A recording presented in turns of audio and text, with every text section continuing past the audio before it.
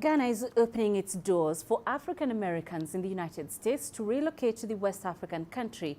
This comes after recent protests against racism and police brutality in the U.S. CGTN's Nabil Ahmed Rufai filed the following report. Dr. Obadele Kambon was born in the United States, but in 2008, he left his birthplace to settle in Ghana after becoming frustrated with racial abuse in the U.S. That anti-blackness, right, in the United States, as I call it, it was just, too much to put up with. So I said, I don't have to put up with this. I've been elsewhere.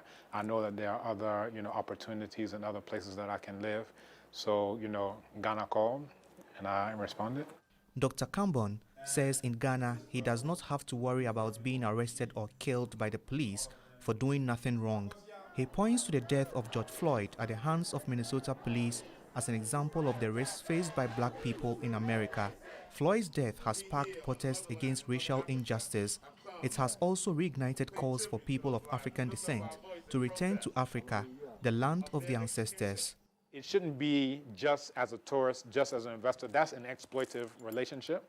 It should be on the basis of when you come, you have the opportunity to come back to your birthright, which was stolen when you were kidnapped, when your ancestors were kidnapped so many years ago. And then as a citizenship, you can help to build Ghana from the ground up. That's where it becomes a mutually beneficial partnership. But it's not been easy for Dr. Kambon and his family to obtain Ghanaian citizenship. It came after 8 years of living in Ghana. Only the president can approve a foreigner's application for Ghanaian citizenship, and they have to have lived in the country for at least 5 years. We are the Africans who are returning home, and this is our right, and this is part of the history of us returning home. Dr. Kambon says an easier path to citizenship could spur many people of African descent living outside Africa to relocate to Ghana, and also strengthen Pan-Africanism, a movement that unites Africans and all people of African descent. It's not the first time Ghana is reaching out to the people of African descent to come back home. Since gaining independence in 1957, the West African country has strived to promote itself as a leader in Pan-Africanism.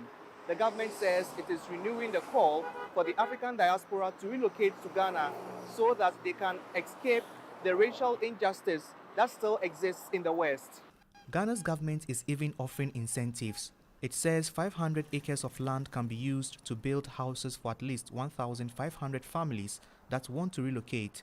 Experts want the government to create platforms that will help the African diaspora embrace their African identity.